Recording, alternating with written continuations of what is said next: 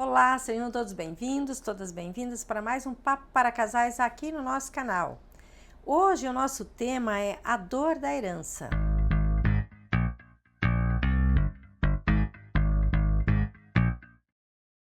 Você é herdeiro? Você está sofrendo com essa questão de ter recebido uma herança dos seus pais ou de não ter recebido? De ter mais irmãos e perceber que, de certa forma, aquilo que você pensa que deveria ser distribuído como herança, você percebe um senso de injustiça? Onde você entende, olha, eu deveria receber tal coisa da herança, mas essa coisa é dada ao outro. Porque quando os pais fazem essa decisão, quando eles têm essa decisão, eles escolhem para quem eles querem deixar. Muitas vezes os pais querem deixar tudo igual. E o tudo igual, muitas vezes, acaba parecendo para os herdeiros como uma injustiça. E isso vai fazer com que as relações familiares se complicam e, junto com isso, as relações de casais.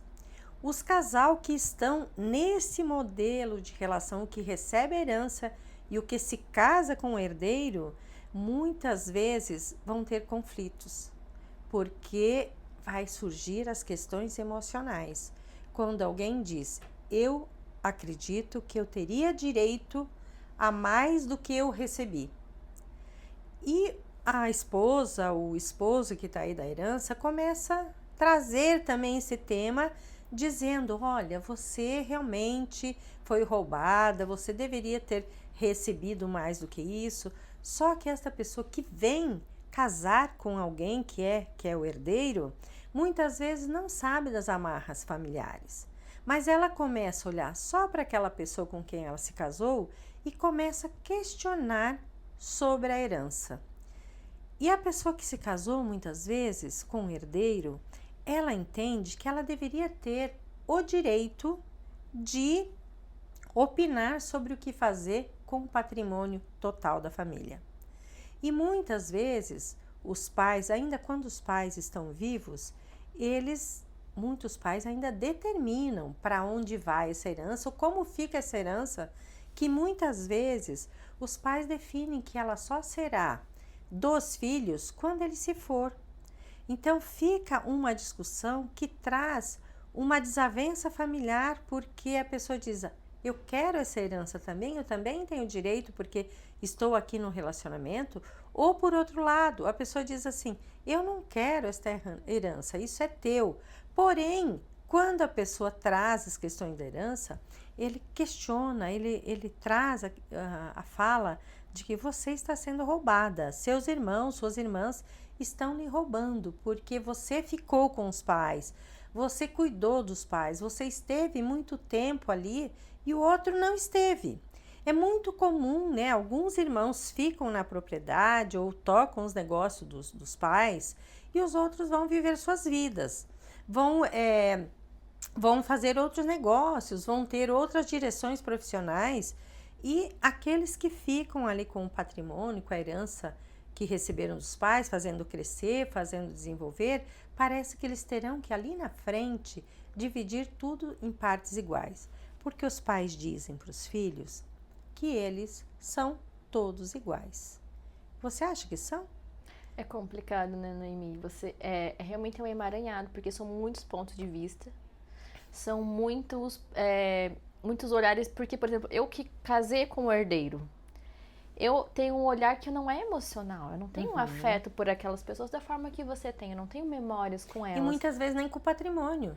Talvez você não tenha uma ligação nem com a o patrimônio, nem né? com o negócio da família, né? Às vezes você nem quer ficar nesse, você quer sair, diz, vamos fazer outra coisa. Às vezes você só quer a tua parte, você entra, né, ó, que me fala, você está sendo roubado, você merece mais que isso, você entra mais como um administrador, como um gerente desse negócio, não se posiciona no sentido afetivo, porque, como você falou, não faz parte daquilo, mas quer se retirar, pegar sua parte e vazar e fazer outra coisa.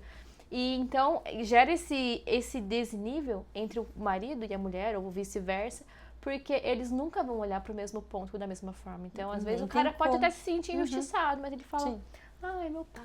Ai, meu irmão. Ai, meu caçula. Não sei, né? É. Então é difícil. Então, porque as relações afetivas, elas vão ficando mais complexas.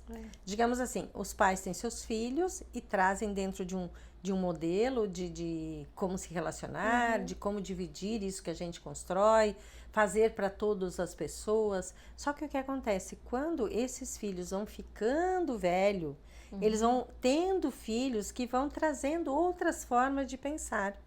E isso vem dizendo coisas que os pais às vezes começam a agir naquela sociedade com o olhar do filho. E olhando pelo olhar do filho que não participou daquela comunidade de troca, de construção, porque muitas pessoas que têm herança, muitas vezes são pessoas que também ajudaram a construção disso, né? Estiveram no trabalho, desenvolveram o trabalho e foram crescendo como grupo familiar.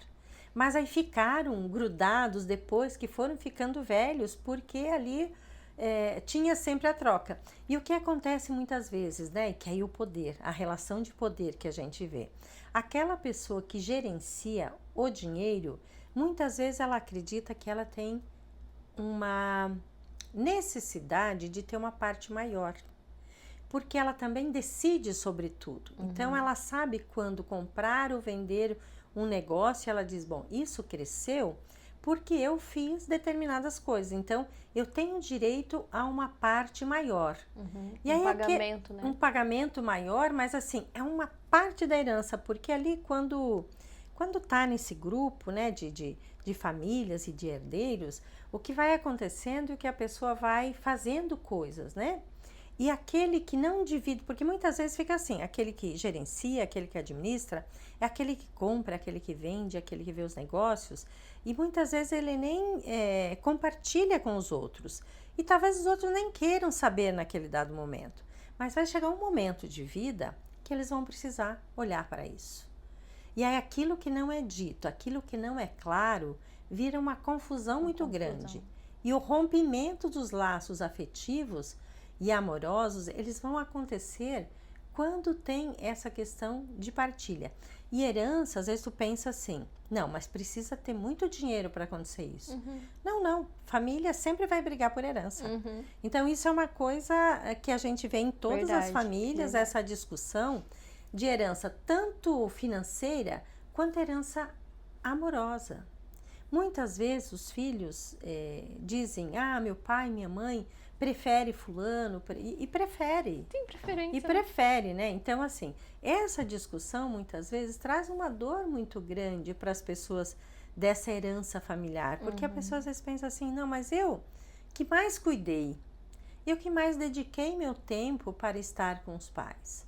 Mas os pais preferem aquela pessoa que sempre esteve distante. Aquela ideia do filho pródigo, né? Aí ele foi embora, daí quando ele volta, então é aquela festa. Mas aquele que ficou sempre ali, então o pai tem a ideia assim, não, mas esse sempre esteve aqui, então você sempre ganhou todas as coisas, e esse foi embora e agora ele volta. E isso cria situações amorosas com dificuldades. E como lidar com isso, né? No processo de terapia familiar, a gente ajuda as pessoas a compreender esse caminho das emoções e que eles também possam compreender a questão da herança financeira. Mas esse trabalho terapêutico familiar, quando tem uma questão de herança, também requer um olhar jurídico. O que a lei diz nesses casos? Para que a família decida sobre que caminho, que rumo que eles querem dar a isso que eles estão vivendo, a isso que eles construíram.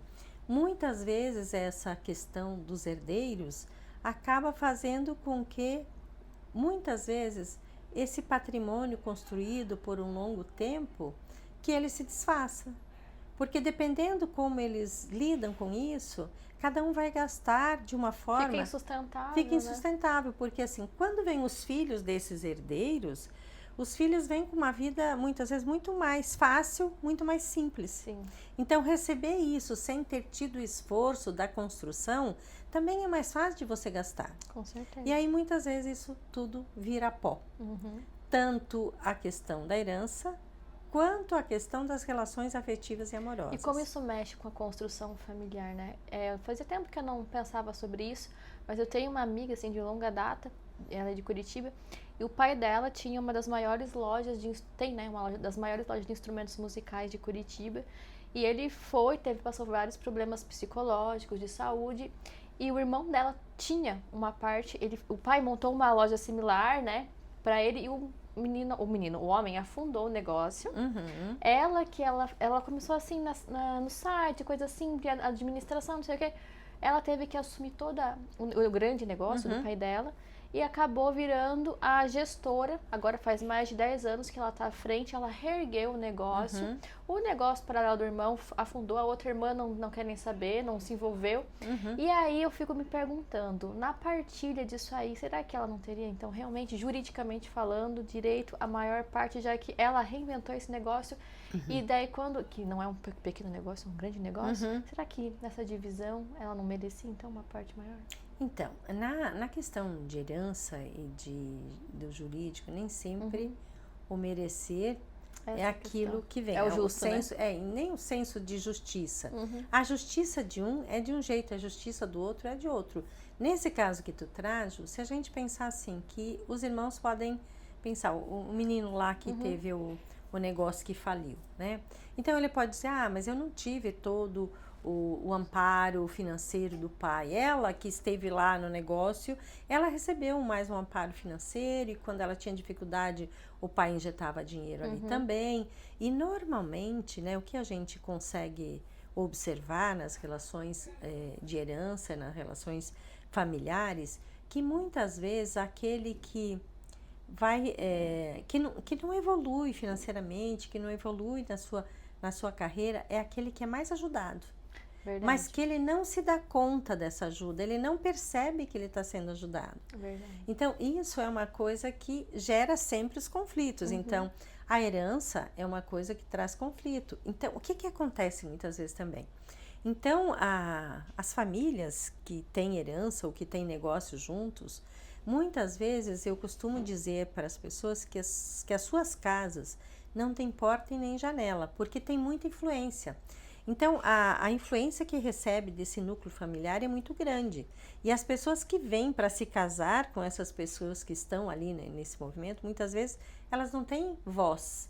Então, elas falam, mas aquilo é tão emaranhado, tão visto só quem está aqui dentro, que não faz essa mudança. Então, o que acontece?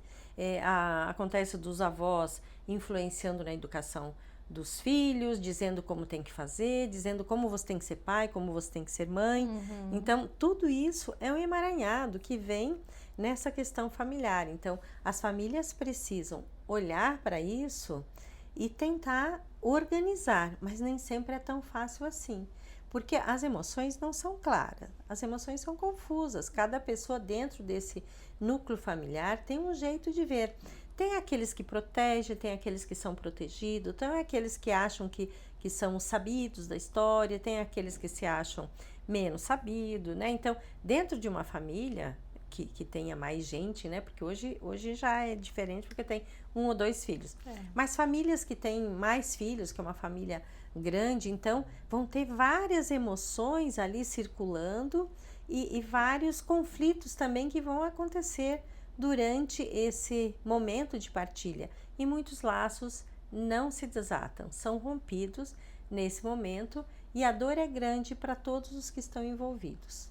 Se tivesse uma terapia já ajudava, né? Não tem terapia de família, onde a gente também trabalha a questão de sucessões, a questão de relações para o negócio evoluir, para que cada um se sinta valorizado, para que se sinta pertencente, que tem o seu núcleo de decisões. Então, dentro de uma empresa é possível que um fique responsável pelo financeiro, que um fique responsável pelo negócio funcionar, pela coisa operacional. Então, se cada um estiver nesses lugares e existir um respeito e uma troca, o que pode acontecer? Só o crescimento. Funciona. E a relação poder ser mais, flexibilizar, digamos assim, aquela coisa que os pais da criança menor, que são os filhos dos maiores aí, possa dizer, olha, você já teve a sua experiência de maternidade e paternidade. Então, deixa a gente realizar esse nosso